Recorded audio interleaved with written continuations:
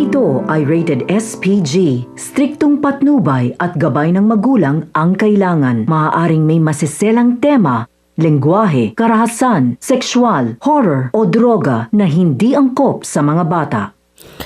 Laking gulat nga nitong si Marge nang biglang ang dumating sa ospital itong si Ashley at sinabi nga na pumayag na itong si Edward at itong si Marge.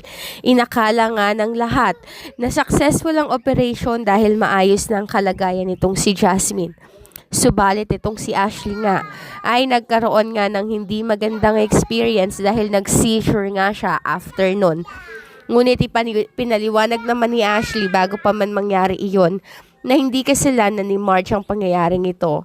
Sinabi niya na kaya niya ginawa ang bagay na iyon dahil gusto niyang tulungan itong si Jasmine. Nung mga oras na iyon ay halos magwala nga itong si Thea dahil sa mga hindi magandang pangyayari dito kay Ashley. Sinisisi nga niya itong si Marge at sinabi niya na ito ang may kasalanan kung bakit ngayon ay may hindi magandang pangyayari sa kanyang anak at wala nga siyang magawa. Natulala noon itong si Marge nang makita nga ang kalagayan nitong si Ashley na nagsisisure. Sa totoo lang ay sinisisi niya ang kanyang sarili. Subalit wala naman siyang magawa. Hindi niya rin naman kasi alam ang pangyayaring iyon at hindi niya rin naman talaga alam na hindi naman pumayag ang mga magulang nitong si Ashley. Galit na galit nga itong si Edward dahil na rin sa ginagawa sa kanya nitong kanyang asawa na si Thea.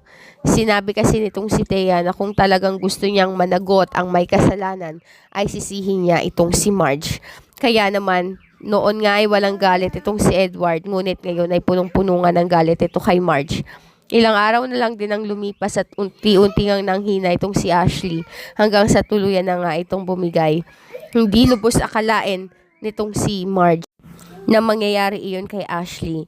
Hindi niya inaasahan iyon. Samantala, devastated naman itong si Paulo matapos nga ang lahat.